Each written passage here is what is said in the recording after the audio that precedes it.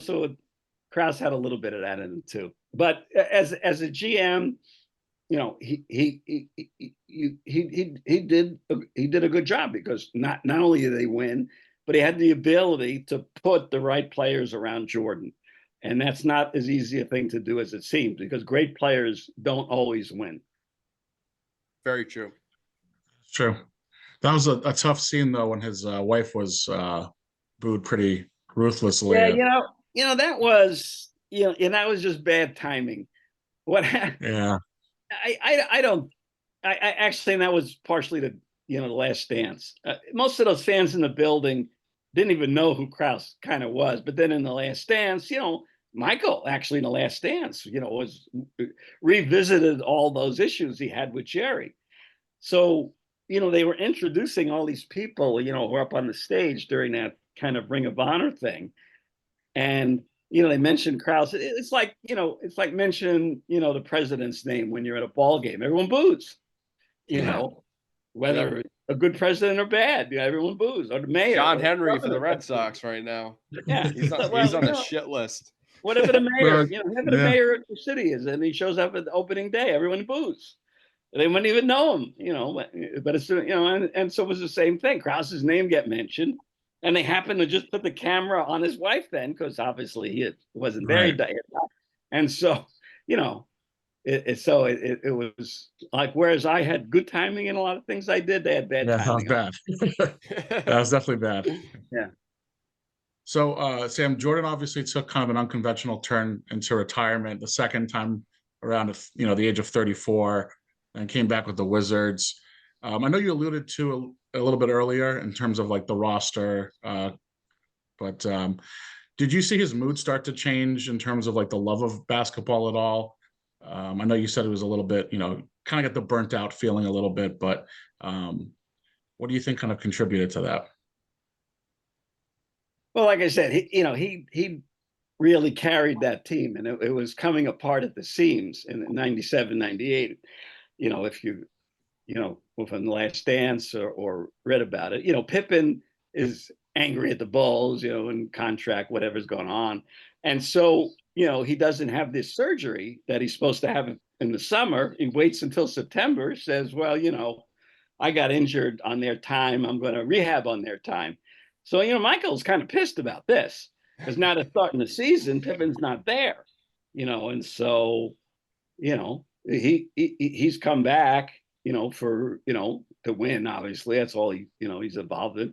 And so Pippen is like quit on the team.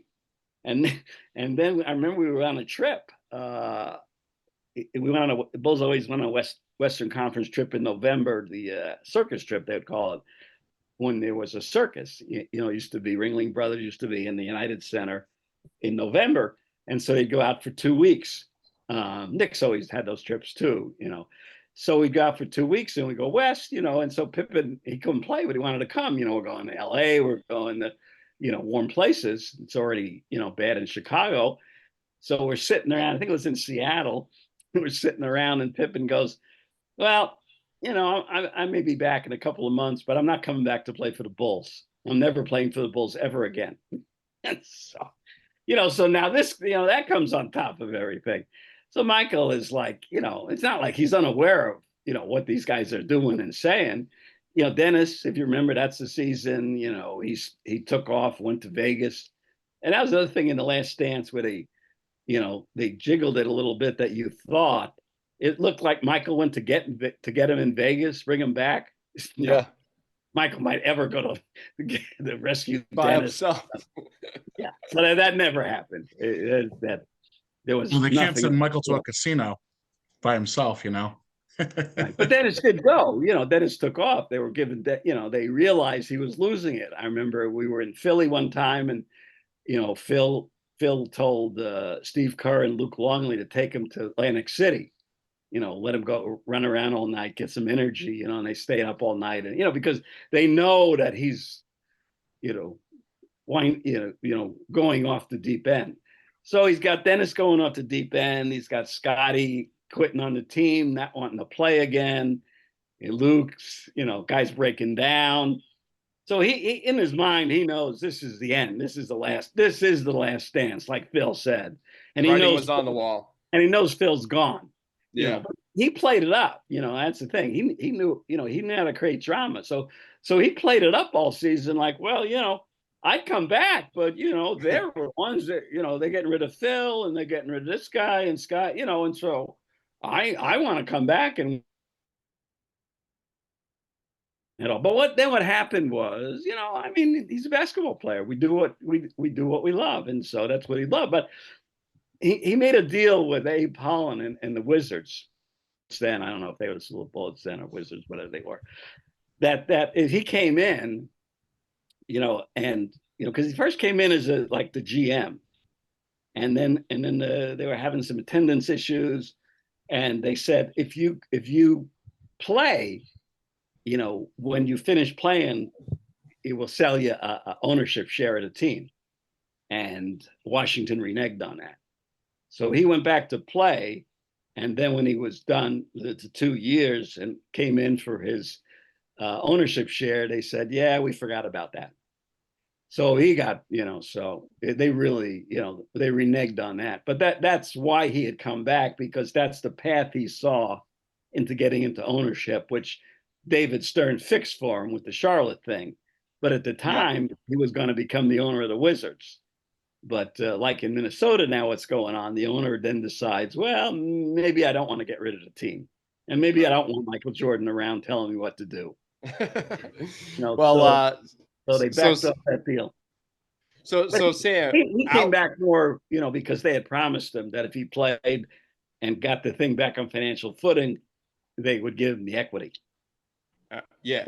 And so Sam, out with the old and in with the new, right? So, former Providence College Friar Billy Donovan, obviously has took the reins for the current Chicago Bulls since 2020. And, with the additions to Giddey and Duarte, Buzelis, and returners in Zach LaVine, Nikola Vucevic, Lonzo Ball, White, Colby White, and others. What type of team is this 2024-2025 Bulls team going to be? They got a really interesting needle to thread. I think they have the potential to be better. You're around the team. You always get fooled a little bit, especially in spring, in preseason.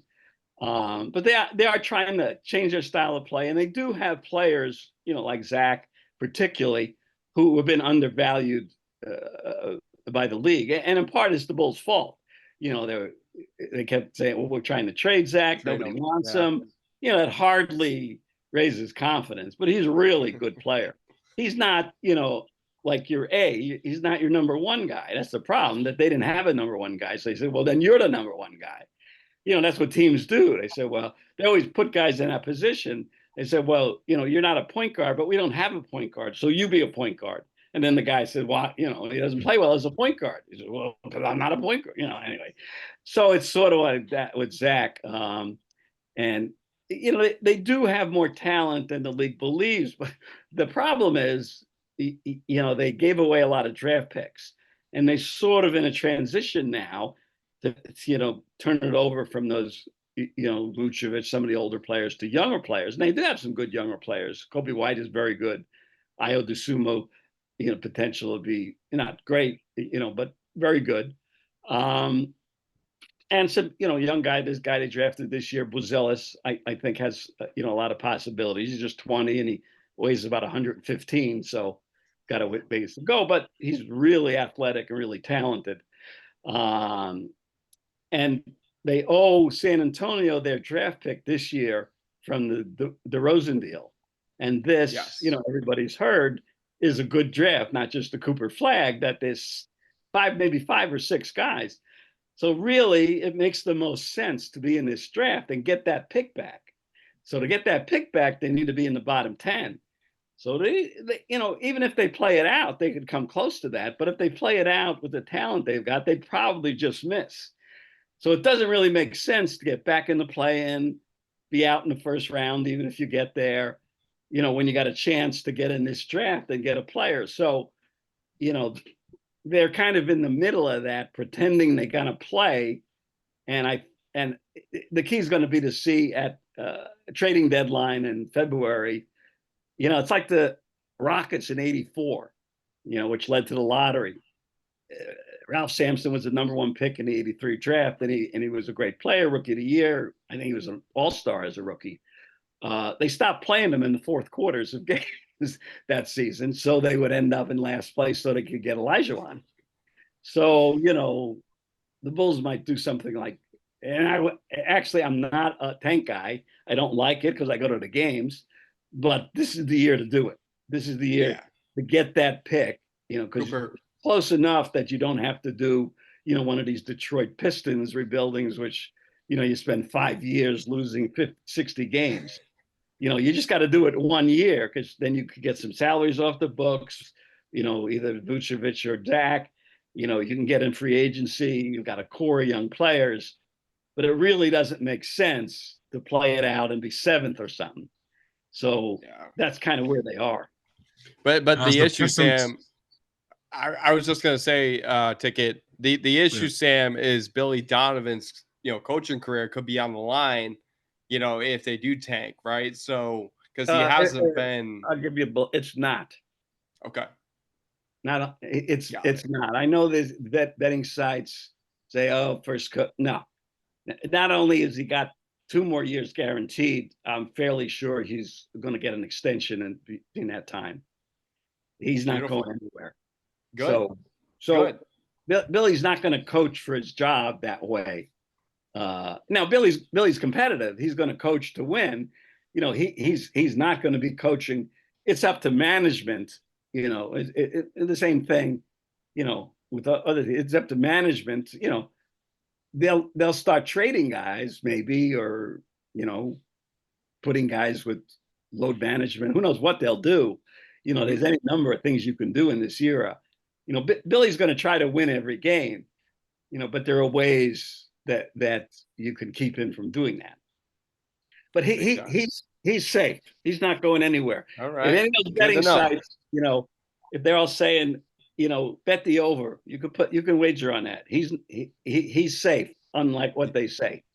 I'm a Friars fan, so I want him to stay because I love him and I want him to be a coach in the NBA because I think he deserves it. But so Sam, before we let you go, you know, you've covered and witnessed, you know, legendary championship teams. You've written for, you know, significant publications. You know, you published the New York Times bestseller, The Jordan Rules. You know, so what's next for you? What more do you have to do? Frankly, after this podcast, that's about it. You know, that's probably, you know, I get to the pyramid anyway.